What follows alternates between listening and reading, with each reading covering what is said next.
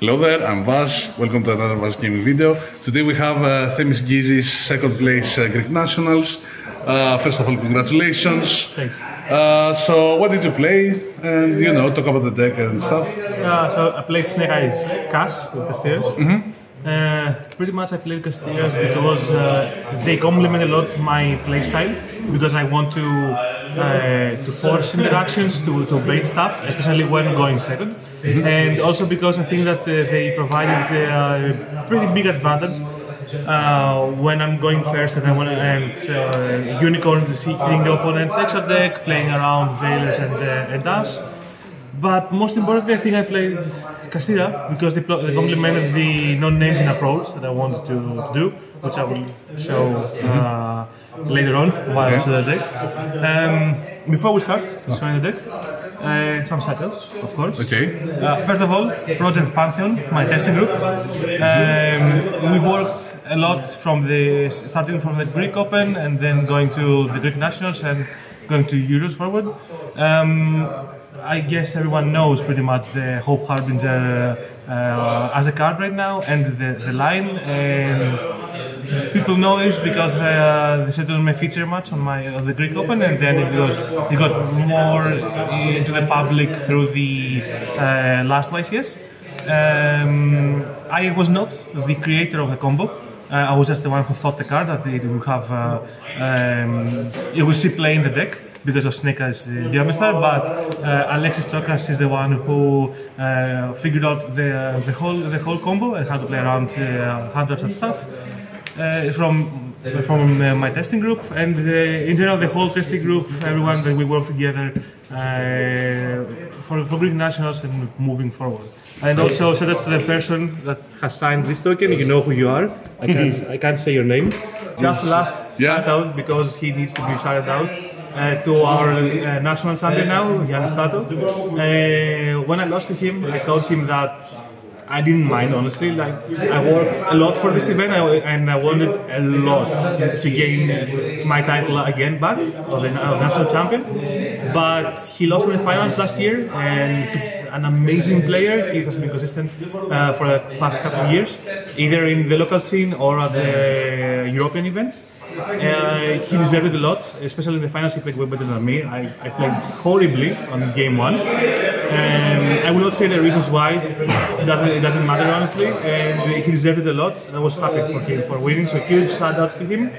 But it will not happen again. If we win the finals again, there's no way I will lose again. So yeah, let's go to the profile, of course. I will not say anything for these cards, only for this because some people asked me if I thought it was worth the brick.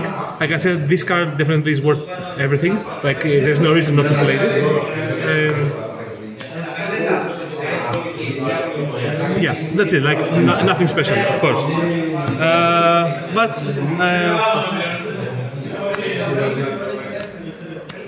So, as you see, I decided to play a bit more higher Kashtira engine than the regular.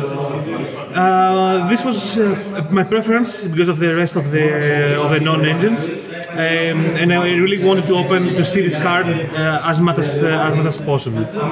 And yeah, they were easy also on having me working on my side outs. Usually I would side this out one when I would go second, and maybe one field spell depending the matchup. The non-engines, I took an approach that I'm sure that no one else has done. These are my handles. There are no more handles. And why? Because I have these in my medic. This was just a filler. I have these. So, pretty much, Droplet is fantastic, this format. When you go second, it works on the Snake Eye boards, on almost most of the protections, of the interruptions mostly, and against all the rogues, and it is still good keeping it against certain matchups such as Tenpai, and because of the rogues now, because of the national season, this works perfect for the rogues. But I'm not joking. If you see this in the mirror match, it's like the second best card. Like the first best card is of course Impermanence. The second best card is Droplet. You can see it in the finals when Tato destroyed me on game 1 because he simply had a Droplet to destroy my field. This one is a bit controversial, I would say, but it's here mainly to complement Droplet. Tactics help a lot because when I would play in the mirror, usually I would summon like a Kashtira, any Kashtira to bait anything, then tactics to steal Appaloosa and proceed doing everything I wanted afterwards. And also, again, this works perfect with my side deck. The logic with these hand traps was mainly that most of the times I wouldn't use Impermanence on my opponent's turn, depending on my hand. Like I would see my opening hand and I would judge depending on what my opponent would do, what I would want to use. Ash Blossom is not perfect for the mirror, it's not as good as Impermanence, but it's so versatile, and I would not say like pretty much more about Ash Blossom because everyone knows how good the card is. It's not perfect, but it does what you need to do, what you want the card to do. And Ogre is pretty much something to complement, like a bridge of both non-engine parts, like for the hand traps and then moving to the board breakers, because I pretty much pair it with this if I drew in my opening hand, and depending if I wanted to use them, or I would use it to complement these cards. The main is 42, and it's 42 because this was my last card. I added this legit only to be able to side it out going second, because I couldn't work on my side out patterns, and I wanted at least as a 6th card to side out. Extra deck is pretty standard.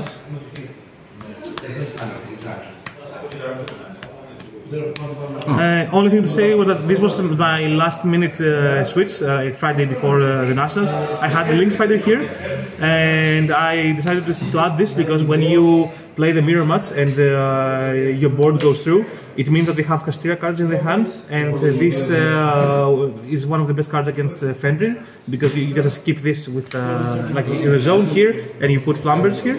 So pretty much you just when it's summon Fenrir, you do Flambers for your IP, and you chain Pit Knight, and you deal with Fenrir without wasting anything else. It also came up at the top 8 against the previous national champion, Mouritis, that he went to do any Nibiru on my turn, and I was under Joel as well. And I brought this card and looped it with Atlantis on my turn. So I would destroy it with the Princess and destroy his Nibiru, and then it was still special summon on the end phase. I have as a disruption. So side deck is actually the thing that I'm most proud of about this list. It's the reason why I decided on every card on my main deck.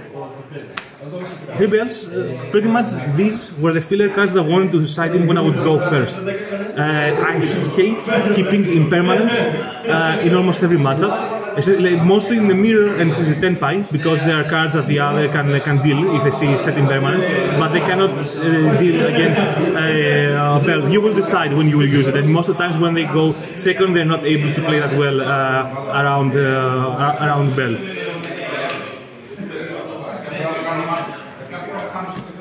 This is the reason why. Where is it? Yeah, why I went with this. Because it's like playing 6 droplets, and this pairs amazingly with this and with this when you go second.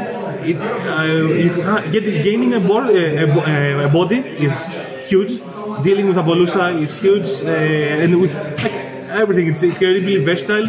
It sucks that it's not usable in other matchups, but it did exactly what I wanted to do. It allowed me to play these cards. But not only this, I also went with this.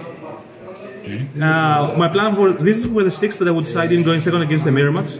Pretty much, these were the key that they would allow Kashtira cards to be better. Kashtira cards are those that they thrive when you're playing on a simplified game state, and these cards allowed you to play on those simplified game states, like Lightning Storm. Then having a Kashtira is very impactful, and also Lightning Storm dealt with either if they had multiple sets, because post side deck they can have skill drain, deck lockdown, and this, and impermanence. So there are many cards that they can have. Also, because I was playing multiple breakers, it meant that my turns, I would still need more time to think while playing. So with this, they would simplify the game set for me, and I would not waste time. And pretty much I went on time only once in the tournament, and it was not versus a mirror match. You have to play this card, like obviously. There are so many cool decks right now, but most of them die to this. So I wanted to have to be able to punish the players who chose those decks and they were not playing links. This is here only because of variance, nothing more. Like I just want to have one card that would help me, just randomly help me to higher my percentage, my win rate percentage. This. It's a card that I was thinking a lot to play, but Paulo Gonzalez persuaded me on playing it when he posted his video, his thoughts on it. Because Hope Harbinger is an amazing card, of course, but when you play against decks that do not have any hand traps like Branded or Runics, most of the times it is not enough. Like against Runic it is, let's not joke ourselves, but against Branded it is not, because they have droplets and they can bait stuff and then they use their tactics, mostly droplets, and this played against droplets. And not only that, I saw a trend on the last couple of weeks in Athens that people were playing droplets, so I want to have cards to play against it. This overperformed every time I used it, because I would loop it with Witch and Wanted. Like, for those who don't know it, Wanted puts this back in. So I played against a Runic guy on my first round of Swiss, and I used this 3 times. And not only that, because I used it on continuous traps, his back row was locked, and it resulted in him not having enough open zones to play the grind. And this was my 15th card. Pretty much, this was here because I didn't want anything else in my side, and because I wanted to have the option not to go for a bet, it's more for the psychological reason, because if I say you're playing a mirror match and you go into game 3 and you have like 5 minutes, 5 or 6 minutes, your opponent would make you go first, because they would want to attack, because no one's playing burn cards.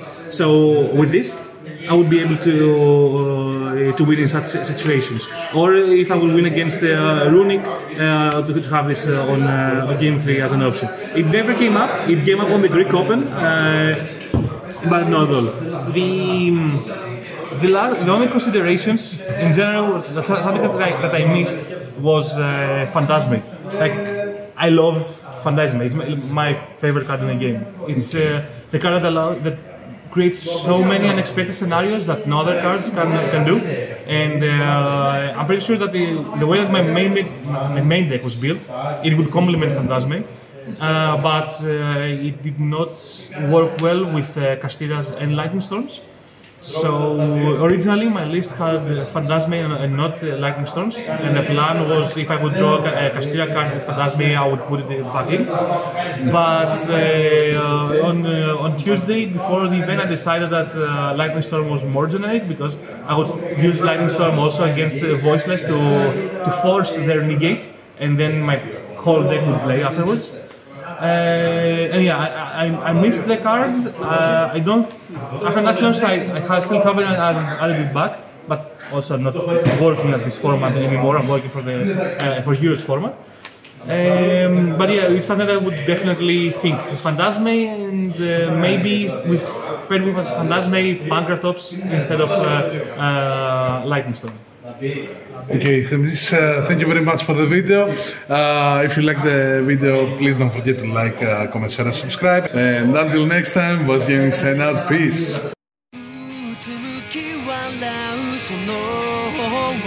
伝う涙一粒